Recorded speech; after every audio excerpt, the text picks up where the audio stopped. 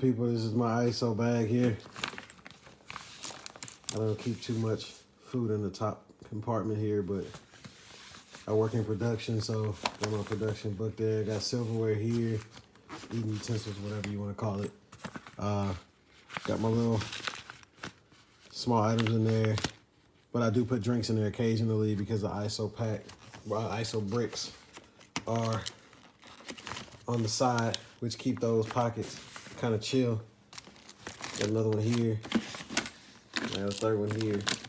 But as you can see, that's not actually as full as I can get it. I got some more meal prep containers that I can actually fit, and this kind of rises up quite a bit.